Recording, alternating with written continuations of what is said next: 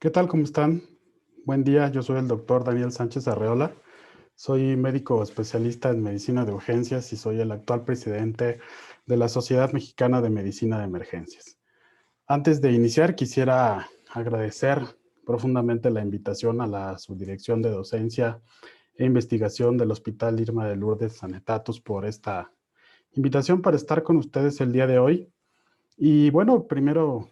agradecerles también que podamos estar a través de esta tecnología virtual compartiendo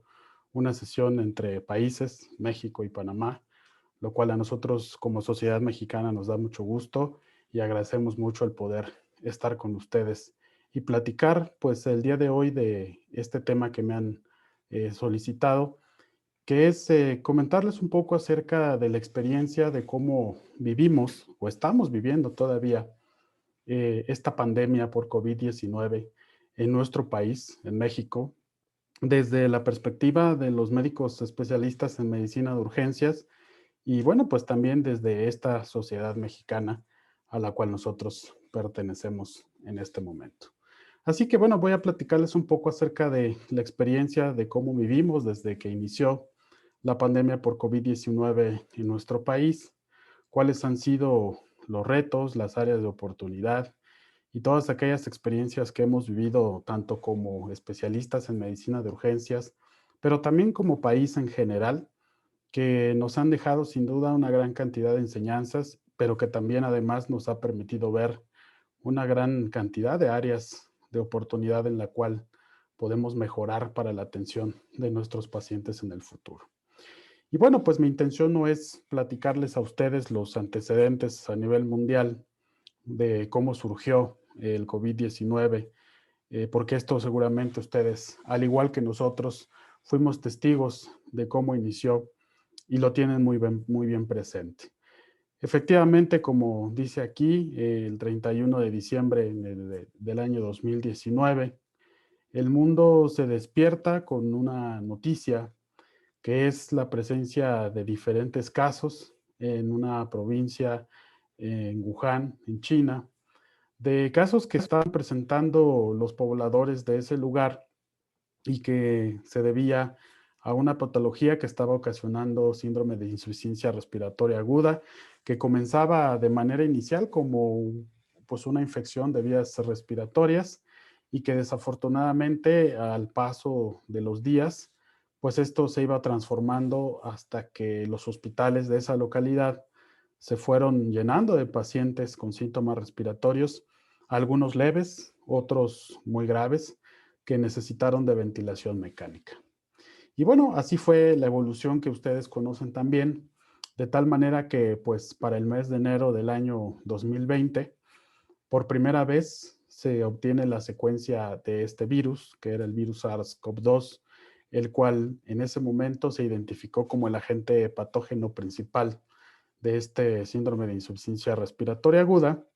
y ahí fue donde inició formalmente el desarrollo de esta pandemia a nivel mundial. Ustedes fueron testigos seguramente, al igual que nosotros y muchos de los países de Latinoamérica y también del mundo, de cómo a lo largo prácticamente de los días o de los meses después del inicio de esta pandemia por COVID, se fueron presentando cada vez más casos y más personas enfermas. Iniciando, pues primeramente, como ya lo mencioné, en la provincia de Wuhan, en China, posteriormente casos reportados en Japón, Tailandia, y después prácticamente ya para el mes de enero de 2020 y de febrero, pues empezaron a presentar casos ya en otros continentes. Teníamos una gran cantidad de casos reportados en Italia, en Francia, en España posteriormente, y para el día 21 de enero del año 2000, el virus SARS-CoV-2 inicia también la afectación de una gran cantidad de personas en el continente americano. De tal manera que para el día 27 de febrero del año 2020, pues nosotros en nuestro país, en México, pudimos ser testigos ya del inicio prácticamente de esta pandemia en nuestro país. Y para el día 1 de marzo de este año 2020, la pandemia por SARS-CoV-2, COVID-19, había afectado ya más de 195 países a nivel mundial. Pasaron los meses, pasaron los años y bueno, pues evidentemente esta pandemia fue creciendo todavía más. Al año del día de hoy, en el año 2021 en el que nos encontramos, pues podemos decir que la infección por SARS-CoV-2 prácticamente ha sido una infección que ha ocasionado un evento pandémico en todas partes del mundo, que ha afectado a todos los continentes y que lamentablemente pues también al día de hoy ha ocasionado una gran cantidad de infectados, pero también una gran cantidad de decesos a nivel mundial. Así como fue evolucionando la presencia del virus en prácticamente todos los continentes, para el día 30 de enero del año 2020 se declara formalmente por parte de la Organización Mundial de la Salud una emergencia sanitaria a nivel internacional a consecuencia de la infección de este virus ocasionado por el SARS-CoV-2. Y bueno, pues todos fuimos testigos, evidentemente, de acontecimientos importantes, inéditos, que seguramente no estábamos nosotros acostumbrados a ver o no esperábamos que esta situación fuera a ocurrir. Y fue tanto la situación que se desencadenó a nivel mundial que el mismo presidente de la Organización Mundial de la Salud lloró en público al decir que la infección por SARS-CoV-2 era una situación que realmente estaba fuera de control y que teníamos que hacer intervenciones muy oportunas para poder disminuir el número de contagios a nivel mundial y disminuir la cantidad de muertes que para ese entonces ya era un gran porcentaje. Y bueno, pues así como se desarrolló la pandemia, pues nuestro país evidentemente no se quedó atrás. México es uno de los países que tiene una gran variedad de culturas, de etnias, pero además también es uno de los países que tiene la mayor cantidad de habitantes. Somos casi 120 millones de habitantes distribuidos en 32 entidades federativas en nuestro país. Y bueno, pues fue precisamente para el día 27 de febrero del año 2020 cuando nosotros como país, como México, pudimos hacer oficial el primer caso confirmado de coronavirus o de COVID-19 en un paciente que dio positivo y que fue hospitalizado por primera vez en el Instituto Nacional de Enfermedades Respiratorias, un hombre de 35 años que había viajado previamente a Italia, era un caso importado, el primer caso que nosotros tuvimos, y que, bueno, pues después, posteriormente a este, se reportó que había tenido contacto con otras personas, las cuales evidentemente llegaron también a este instituto. El otro fue un hombre de 41 años que también estuvo hospitalizado en el mismo hospital. Y bueno, esta segunda persona fue la que se declaró en nuestro país como la primera víctima fatal de este virus. Así que bueno, pues a final de cuentas, los primeros casos que se fueron reportando en nuestro país fueron casos importados de diferentes países como España, Italia, China, y poco a poco, pues evidentemente se fue dispersando esta enfermedad a través de nuestro país a lo largo del tiempo. Situaciones muy importantes que sucedieron en nuestro país desde el principio, pues fue poder observar de manera inicial cómo fue la respuesta de las autoridades sanitarias de nuestro país. Seguramente ustedes fueron testigos a través de los medios de comunicación, de los noticiarios y demás, de que al principio México, como representante de uno de los países que se jactaba por tener uno de los, por lo menos, sistemas de atención primaria más efectivos o por lo menos de detección de enfermedades infecciosas, pues minimizó el problema de manera inicial. Y tanto minimizó el problema que las estrategias que la Secretaría o los servicios de salud en nuestro país de manera inicial implementaron para estar preparados, entre comillas, para la recepción de este virus, pues fue criticado ampliamente tanto por el personal de salud como muchas otras personas e investigadores, científicos, que conocían muy bien cuál debería de ser la respuesta para la atención de estas enfermedades. Al principio nosotros pudimos ser testigos en los medios de comunicación de cierta manera de ver las cosas desde un punto de vista pues no tan importante, no tan científico de lo que se tenía que hacer por parte de las autoridades de salud y desafortunadamente también de las personas que se encontraban pues liderando el poder y que se encuentran todavía hasta este momento y que representan a nuestro país en la parte de las autoridades de salud y de gobierno. Los días fueron pasando, los meses fueron pasando y evidentemente el número de casos pues se fue incrementando poco a poco en nuestro país hasta tener una gran cantidad de pacientes infectados distribuidos prácticamente en todo el territorio nacional. Pero además, déjenme decirles que el COVID-19 llegó a México en una parte o en un episodio en el cual el sistema de salud de nuestro país no se encontraba en la mejor etapa. Antes de la pandemia del COVID-19 en México, nosotros contábamos ya con un sistema de salud que había tenido ya prácticamente una evolución desde hace más de 3 décadas,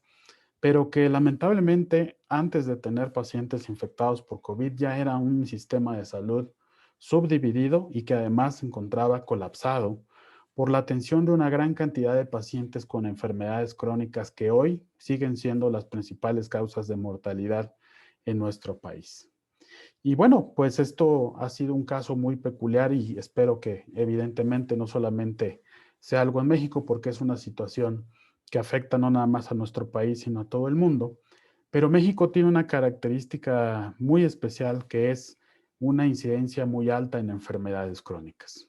México tiene el deshonroso primer lugar en la incidencia general de pacientes con mayor prevalencia de diabetes mellitus tipo 2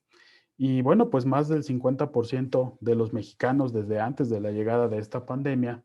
cursaban ya con enfermedades crónico-degenerativas. Nosotros reportábamos prácticamente cerca de 400,000 a 500,000 muertes anuales en nuestro país producto de enfermedades cardiovasculares y cerebrovasculares y esta incidencia iba incrementándose, por lo menos en los últimos 5 o 6 años, casi un 15 o un 20%, de tal manera que teníamos ya una gran cantidad de pacientes con enfermedades que abarrotaban los servicios de urgencias y los hospitales de nuestro país.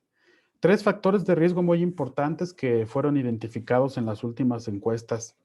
epidemiológicas en México, como fue la encuesta nacional de salud, nos decía que pues para el año 2018 nuestro país tenía ya una gran cantidad de pacientes y de mexicanos que cursaban con problemas como dislipidemia, como diabetes mellitus tipo 2, como hipertensión arterial y que además se fueron incrementando conforme fueron pasando los años y que bueno, pues hoy sabemos que son uno de las principales causas y factores de riesgo en los pacientes que también tienen COVID-19 para poder sufrir una enfermedad grave y complicada. Cifras catastróficas a las que nosotros ya nos enfrentábamos prácticamente desde el año 2018, como 8.6 millones de personas en el territorio nacional con problemas de dislipidemia, 15 millones de personas con problemas de obesidad, y lamentablemente, pues esta situación seguía y sigue creciendo exponencialmente como un problema de salud antes de la llegada del COVID-19. Y después, cuando llega la pandemia a nuestro país, pues evidentemente esta asociación sale a la luz, teniendo cifras espeluznantes como estas, en donde casi prácticamente el 50% de los pacientes que fallecían o que fallecieron por enfermedad por COVID-19 cursaban además con estas enfermedades crónicas, siendo evidentemente la hipertensión arterial y la diabetes junto con la obesidad las principales causas también de complicación en estos pacientes por COVID. Y bueno, déjenme decirles que al igual que otros países, México enfrenta un reto epidemiológico y además demográfico muy importante, porque se calcula en las proyecciones que para el año 2030-2050 nuestra población va a sufrir una inversión poblacional de tal manera que para esos años más del 50% de nuestra población va a ser población por arriba de los 60 años. Así que es una situación a la que nos enfrentábamos antes de la llegada de la pandemia y que ya era un problema muy importante para la atención de los mexicanos. Otra situación muy importante que hemos vivido en nuestro país ya desde hace mucho tiempo, pues ha sido el sistema de salud con el que contamos, que es un sistema de salud muy sui generis. Y bueno, ahora con la llegada del COVID-19, pues prácticamente las cosas se fueron complicando poco a poco. Y se fueron complicando porque el COVID-19 fue un reto completamente para que el sistema de salud se preparara de tal manera que pudiera tener la capacidad, primero, de atender una mayor demanda de pacientes que ahora llegaban a los hospitales. Y el problema ahora era que se tenía que atender no solamente a los pacientes que llegaban con síntomas no respiratorios o con otras enfermedades crónicas agudizadas, el trauma inclusive, sino que ahora también teníamos que atender a aquellos pacientes que sufrían síntomas respiratorios y estaba el reto entonces de poder atender a un paciente por un lado y luego al otro, teniendo salas de urgencias completamente abarrotadas. Y esto, bueno, pues se exigió de manera histórica porque nunca había sucedido, inclusive aún así desde la pandemia que se reportó en nuestro país por influenza en el año 2011 y 12, una reorganización completa del sistema de salud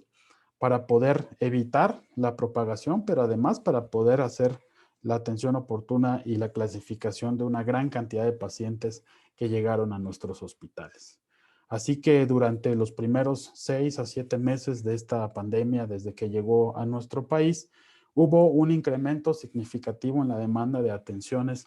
en nuestros hospitales y muchos de ellos tuvieron que sufrir reconversiones operacionales históricas para poder atender a una gran cantidad de pacientes con estas características. Y es que una de las principales situaciones de nuestro sistema de salud es que es un sistema segmentado,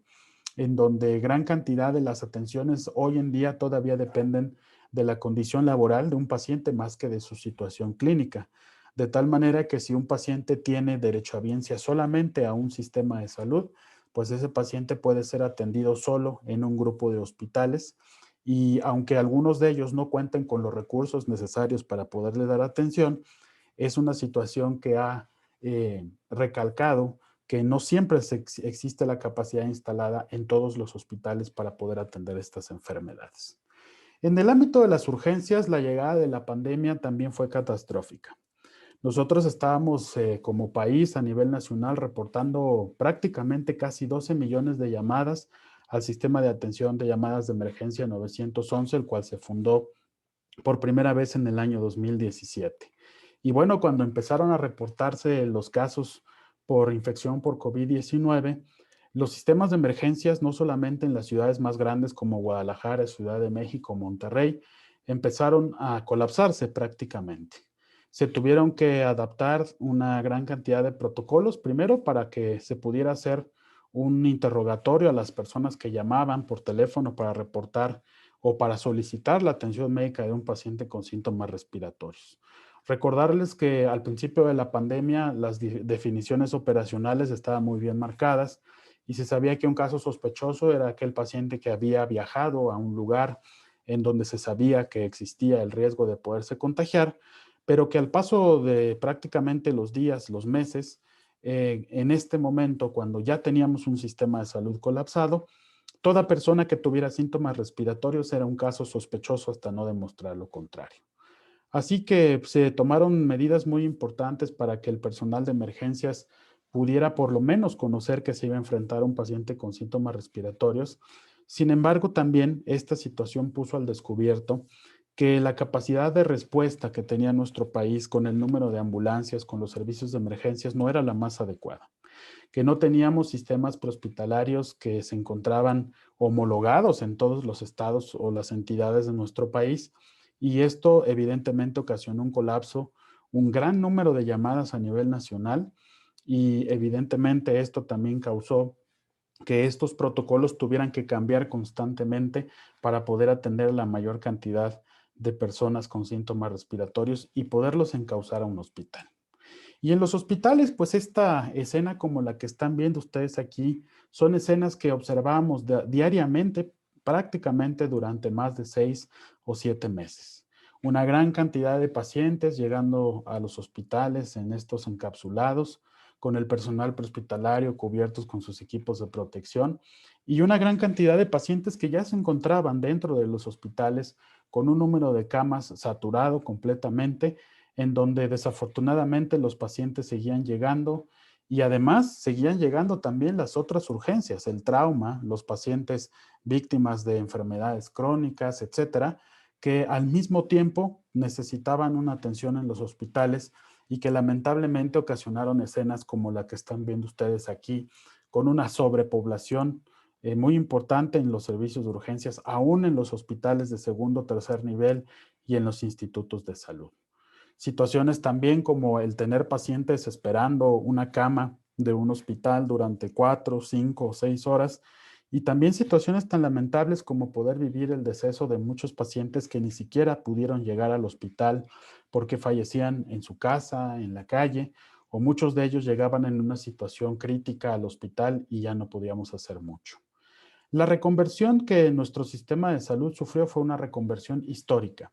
Fue la primera vez que se tuvieron que adaptar áreas como las que están viendo ustedes para hacer triage respiratorios y poder clasificar a los pacientes con síntomas respiratorios y los que no los tenían. Se adaptaron espacios públicos, auditorios, centros de negocios, para poder recibir una gran cantidad de pacientes y disminuir la incidencia de estos pacientes en los hospitales. Los triage respiratorios fue otra situación que se implementó en donde, bueno, muchos de los hospitales ya manejaban un sistema de triage muy especial para pacientes normales, sin problemas respiratorios, y ahora tuvimos que dividir nuestras áreas en dos para poder seguir atendiendo pacientes, pero ahora clasificados con síntomas y sin síntomas. Así que bueno, pues los días fueron pasando en nuestro país y evidentemente el desarrollo de la pandemia también lo fue haciendo, de tal manera que pues llegando ya a los últimos meses en los que nos encontramos, estábamos hablando ya de una gran cantidad de casos, iniciando de manera inicial en las partes de las grandes ciudades donde teníamos una mayor densidad de población, pero posteriormente se fue diseminando la pandemia a prácticamente todos los estados de la República. Y bueno, pues para el día de ayer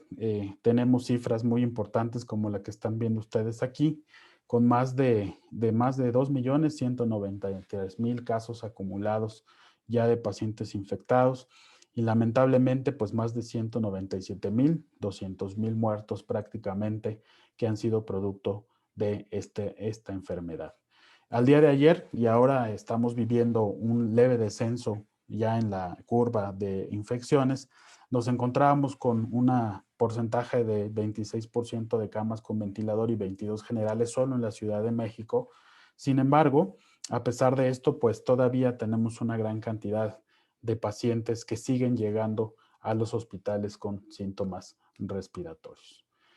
Y bueno, esto no nada más impactó solamente al sector salud, impactó prácticamente a nuestro país en muchas situaciones y en muchas cosas que fueron muy evidentes para nosotros. Situaciones tan importantes como que debido a la pandemia por COVID-19 incrementaron significativamente las estadísticas de la población mexicana que ahora vivía en pobreza extrema, drásticamente producto evidentemente del cierre de trabajos, del cierre de empresas y que afectó a una gran cantidad de personas en el ámbito económico. Por lo menos, pues prácticamente 1.500 millones de estudiantes, no solamente en nuestro país, sino también a nivel mundial, dejaron de ir a las escuelas, dejamos de tener clases, cerramos toda la parte educativa y esto ocasionó evidentemente una disminución y un rezago en el sistema educativo de nuestros niños y nuestros estudiantes. El gasto en salud, producto de la pandemia de COVID-19 en estos últimos 2 años, lamentablemente se incrementó también exponencialmente. Y esto fue porque al tener una gran cantidad de pacientes infectados que ya no podían ser atendidos en los hospitales públicos, pues evidentemente tuvieron que ser atendidos en hospitales privados y muchos de ellos pues lamentablemente no contaban con los recursos para poder ser atendidos. En general, el impacto económico que sufrió el sistema de salud fue un impacto catastrófico al cual no estábamos preparados para poder atender a una gran cantidad de pacientes. Y bueno, pues seguramente al igual que en otros países, así también en México, surgieron mitos sobre el COVID-19. Mitos tan importantes y que además fueron evolucionando conforme fue evolucionando la pandemia. Primero mencionaban que no existía, que era un virus que era genéticamente modificado, que todos íbamos a morir, evidentemente, por una infección como estas. Algunos comentarios como que se tomaba la decisión tajante en los hospitales de tener que atender solamente a un grupo de pacientes o que tenía que depender de la edad del paciente para poder saber qué paciente se tenía que someter a ventilación mecánica y quién no. Y hasta algunas otras ideas como las que están viendo ustedes, que los médicos eran quien mataban a los pacientes, que se robaban el líquido sinovial de las rodillas, cosas absurdas como la que están ustedes viendo, pero son los mitos que se fueron creando en nuestro país, al par también del desarrollo de una gran cantidad de tratamientos aparentemente curativos y productos milagro que hasta el día de hoy seguimos viendo todavía en medios de comunicación y que lamentablemente pues son situaciones que hacen que la persona desembolse dinero y que lamentablemente no cura la enfermedad. Otra situación muy importante también que vivimos en nuestro país fue la llamada infodemia, que fue la cantidad de noticias falsas que tuvimos a bien ver en los medios de comunicación y que lamentablemente para muchas personas pues era información que tomaban de referencia para poder vivir su vida diaria, para poder tomar decisiones y que fue una situación también muy importante a la que nos tuvimos que enfrentar en general como sector salud. Una de las situaciones más importantes que vivimos en la pandemia en nuestro país fue la afectación del personal de salud. México fue o es uno de los países de América Latina que registró la mayor cantidad de fallecimientos por o de personal de salud a causa del COVID-19. Casi 2.470 defunciones en el sector salud de todos los tipos y categorías del personal de salud. La mayoría de ellos, del personal que se enfrentaba a la primera línea de batalla, eran enfermeras, trabajadores de la salud, médicos que se encontraban en los servicios de urgencias, personal de laboratorio y una gran cantidad de pacientes también, de médicos, perdón, y de personal de salud que de alguna manera estaban relacionados con la atención de estos pacientes, otros no tanto, pero que se encontraban también en los hospitales y que desafortunadamente representaron una gran cantidad de cifras. Problemas también muy importantes que quedaron al descubierto porque el sistema que estábamos viviendo, o sea, de salud durante muchos años era un sistema ya con muchas deficiencias. Esto dejó al descubierto problemas tan importantes como la carencia de insumos, como los problemas laborales, como situaciones muy importantes en los hospitales al grado de tener que llegar a algún hospital en donde no se contaba ya con los insumos para poder dar la atención a una gran cantidad de pacientes. Oxígeno insuficiente, medicamentos insuficientes, a pesar de tener una gran cantidad de pacientes que estuvieron llegando poco a poco hasta colapsar completamente los hospitales. Y bueno, esto fue un aliciente desafortunadamente para que para el personal de salud entrara en una situación muy complicada y que fuera el personal de salud el que en algún momento de esta pandemia fuera el personal más afectado. Tuvimos una gran afectación en muchos ámbitos del personal de salud, en lo laboral, en lo psicológico, el cansancio del personal durante los últimos meses de la curva que tuvimos alrededor de mayo, junio de este año, fue uno de los momentos más difíciles que vivimos como país, al grado de que había lugares en donde el personal de salud simple y sencillamente ya no quería trabajar, ya no quería ver más pacientes y bueno, también muchos de ellos o muchos de nosotros, porque me incluyo, dejamos de ver a nuestros familiares durante más de 3, 4, 5 meses con el temor precisamente de poder llegar a casa y contagiarlos y poder diseminar esta enfermedad. Y bueno, pues al igual que esta situación que ocurrió en nuestro país en la parte social, política y además en el sistema de salud, se puso al descubierto también una gran problemática que existe a nivel nacional y a nivel internacional y que seguramente ahora estaremos viendo durante mucho tiempo, que es el incremento en el número de pacientes con enfermedades crónicas descompensadas que están o que van a empezar a llegar a los hospitales por descompensación, más los pacientes con COVID-19. Lamentablemente esto fue situación que es alarmante y que sigue y seguirá siendo alarmante porque desafortunadamente por el COVID-19 disminuyó la atención y el seguimiento de muchos pacientes con enfermedades crónicas. Los pacientes no llegaban o no llegan a los hospitales por el temor al contagio, porque muchos hospitales se encuentran reconvertidos al 100% en atención COVID y se descuidó en completo, en general, el primer nivel de atención, que era donde estos pacientes tenían la capacidad de poder ser atendidos. Así que muchos pacientes con enfermedades crónicas como el infarto o el miocardio, el infarto cerebral, son patologías que durante estos meses de pandemia y años de pandemia, prácticamente estuvieron sin ningún seguimiento médico y que ahora estamos viendo en mayor asociación en nuestros hospitales. Situaciones muy importantes ocurrieron también, como el tener que adaptar nuestros protocolos de atención, por ejemplo, para los pacientes con infarto agudo del miocardio o con infarto cerebral, hacer códigos de atención protegidos en donde se tenía que atender al paciente con enfermedades crónicas que era susceptible de hacer una trombolisis inmediata en el menor tiempo posible, pero que teníamos que usar equipo de protección, que no podíamos entrar directamente a ver al paciente cuando llegaba y que tenía que pasar a una tomografía también de tórax para poder diagnosticar si ese paciente tenía una enfermedad por COVID-19. Y algo muy importante era valorar también cómo estaba la condición clínica del paciente con SARS-CoV-2 y si realmente teníamos que hacer toda la atención para ese paciente en cuanto a la trombolisis y la reperfusión, si nos enfrentábamos a un paciente muy grave con falla renal o con falla orgánica, en donde estas situaciones no necesariamente le iban a ayudar. Así que ha sido un reto muy importante en la atención médica y seguirá siendo durante los siguientes años. Se crearon campañas como esta que están viendo ustedes, el infarto cerebral no se queda en casa, de tal manera que la intención era seguir atendiendo la gran cantidad de pacientes COVID y no COVID para poder disminuir estos riesgos a la salud. Y bueno, pues ustedes fueron testigos, al igual que nosotros, y lo hemos sido, del desarrollo que se tuvo en la gran cantidad de medicamentos que se produjeron para poder darle un tratamiento especial al COVID.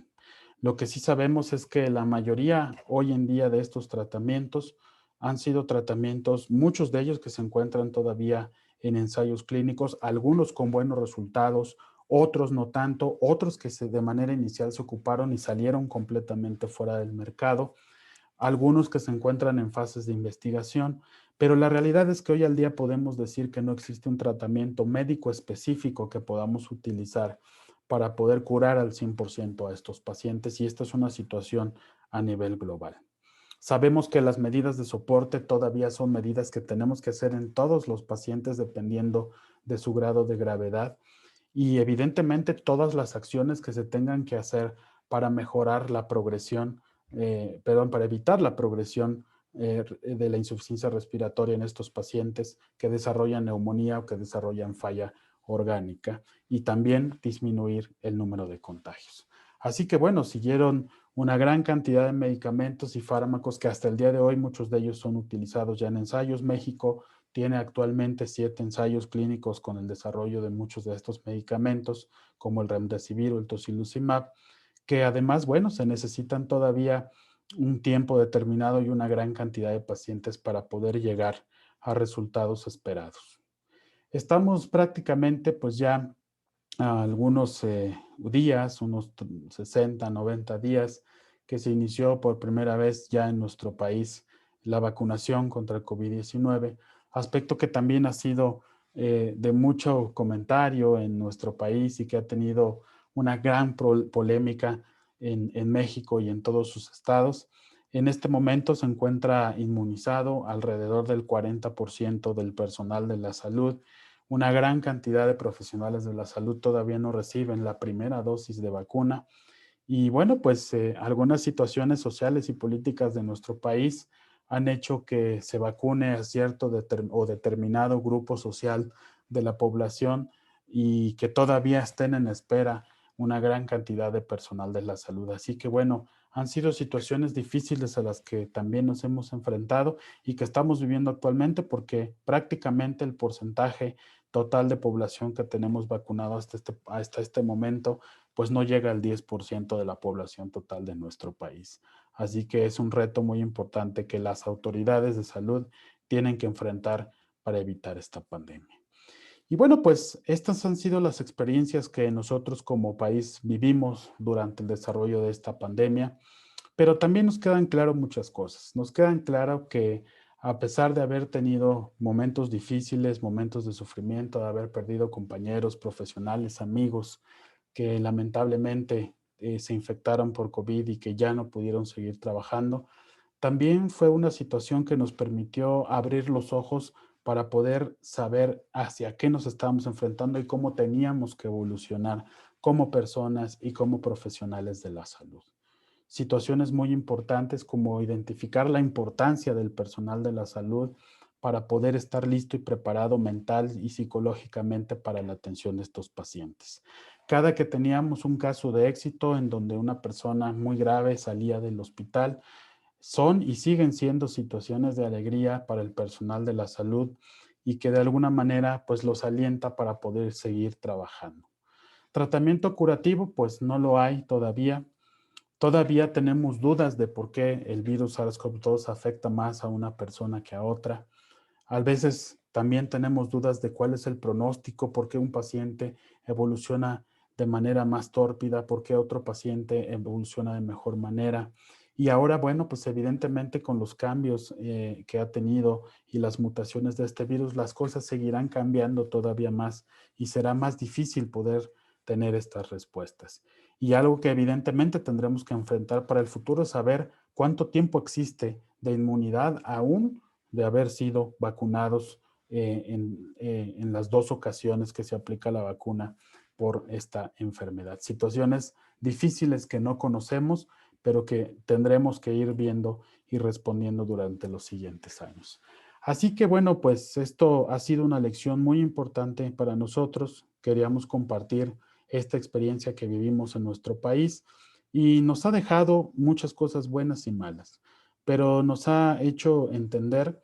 que debemos de aprender de las cosas nuevas, que debemos prevenir lo que viene en el futuro, que debemos actuar para poder estar siempre listos para estas situaciones, pero algo muy importante es que debemos de evolucionar para el futuro, para que cuando lleguen enfermedades nuevas y diferentes, como otros virus o otras situaciones, podamos estar enfrentando estas situaciones de la mejor manera.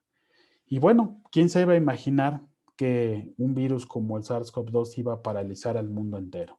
¿Quién se iba a imaginar que íbamos a ver imágenes como estas que están viendo ustedes aquí, no solamente de nuestro país, sino de otras partes del mundo, calles desoladas en donde acostumbrábamos ver una gran cantidad de personas, imágenes, por ejemplo, como las del centro histórico de nuestro país, donde siempre había una gran cantidad de personas trabajando, en empleos informales y que lucieron durante muchos meses completamente vacías y desoladas. Lugares públicos en donde normalmente veíamos una gran cantidad de personas y también qué difícil explicarle esto a nuestros hijos, ¿no? Qué difícil explicarle a los familiares que no podemos verlos, que no podemos abrazarnos, que no podemos estar continuamente con ellos por el riesgo del contagio. Y es una situación con la que vamos a tener que seguir viviendo.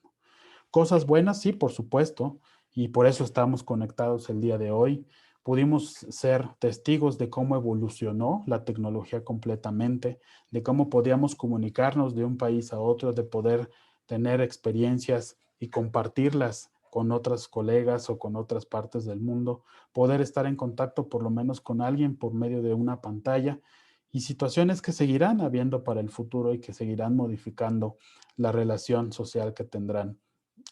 todas las personas. Difícil poder tener un acercamiento y una reunión familiar con estas medidas que tenemos que aplicar, pero son situaciones que a final de cuentas el ser humano tendrá que aprender para poderse adaptar de la mejor manera. Y algo que creo que es muy importante y que denota situaciones como esta que estamos viviendo es que han sido situaciones que nos han permitido darle una verdadera importancia al valor de la solidaridad. Solidaridad para poder actuar como médicos, como familia, como grupos de trabajo y poder adaptarnos a los cambios y poder descubrir un concepto muy importante que se llama resiliencia. La capacidad de podernos adaptar a todas las adversidades que han sido causadas por este virus SARS-CoV-2 para poder atender primero a los pacientes de la mejor manera, aunque sabemos que muchos de ellos el pronóstico no era el más adecuado. Y segundo, tener resiliencia para poder actuar nosotros como personal de la salud y poder ser tolerantes ante estos desafíos, no solamente médicos y científicos, sino también personales y sociales a los que nos hemos enfrentado con este virus. Este es Daniel, es mi hijo,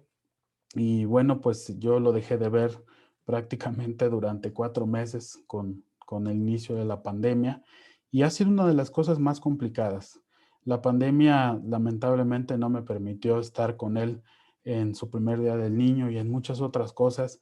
Y esto se los pongo porque es el reflejo seguramente que muchos de ustedes vivieron, que muchos de nosotros estamos viviendo y es algo que tenemos que aprender como experiencia y que tenemos que tomarlo para poder evolucionar y ver cómo tenemos que actuar para el futuro. Lo que sí sabemos, evidentemente, y estamos seguros, es que sin duda esto tendrá un fin y que habrá un mejor futuro después de esto y que tenemos que estar preparados para eso. Les agradezco mucho la invitación y pues a nombre de la Sociedad Mexicana de Medicina de Emergencias y de un servidor, les mandamos un saludo caluroso hasta Panamá y agradecemos el poder estar el día de hoy con todos ustedes. Muchas gracias.